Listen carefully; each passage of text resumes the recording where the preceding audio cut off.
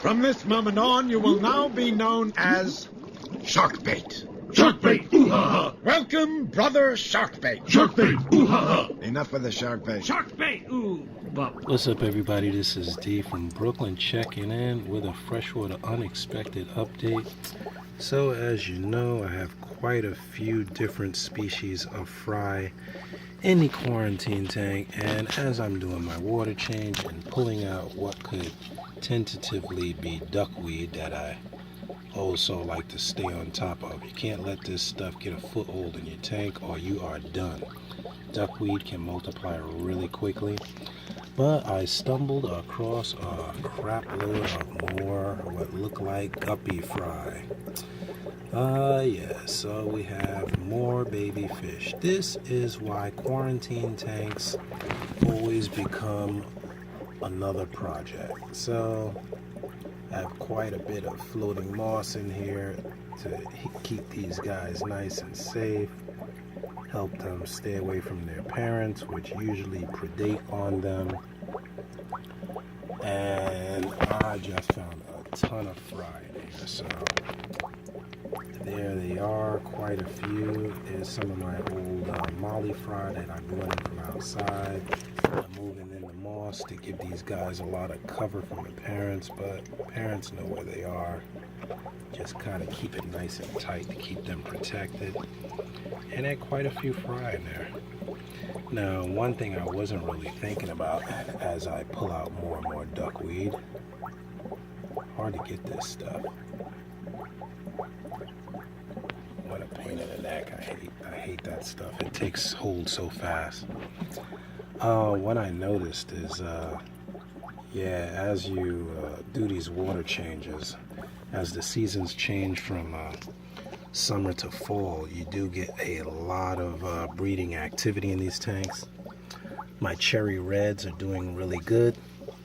Thank you, Neon Tetra Aquarius, young dude. Support his channel. Look at the colors in these guys. One thing I was noticing is these guys are really doing well in this tank, but I lost quite a few to fry outside. I brought in a lot of them, but I didn't bring them I only brought a few into this tank, and those were the larger ones. I left most of the other molly fry in my little 2.5 gallon that you guys usually look at. So these guys have been breeding like crazy now, the guppies. So I'm gonna end up with a freaking guppy tank here, which I didn't plan on, but what are you gonna do? I had to bring them in from outside because it was getting too cold out there. And this is the last of my celestial danios. Those guys never ended up breeding, so it is what it is. Every other fish except for the danios ended up breeding. Here's another few of the sunrise fire red mollies. Those are fire reds fry. They're getting larger now. I've been feeding them with the fry powder and some crushed up flake, but I'm not sure how these shrimp interact with those mollies. I don't know if I had any more glass shrimp. I thought I did. I got a lot of the cherry reds. They're doing okay in here. You know, they feed a lot on that moam on the bottom of the tank. I clean a little bit out. I don't leave too much of it, but they do really well on that moam from the plant matter, and whatever's left over as far as flake and so forth, they've been doing all right. But I thought that was an interesting little update. And if you look at my previous video about how not to set up a quarantine tank, this is what you end up with. You end up with a completely new ecosystem, which becomes another tank. Instead of just being a quarantine tank, now I have a completely set up ecosystem here. And I do my little water changes here. As you can see,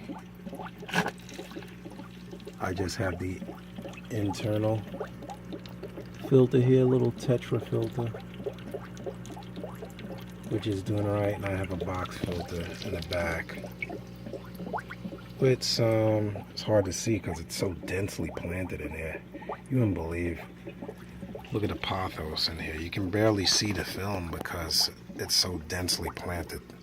Thank you for your patience, because I know the film is pretty shaky. Pretty shaky.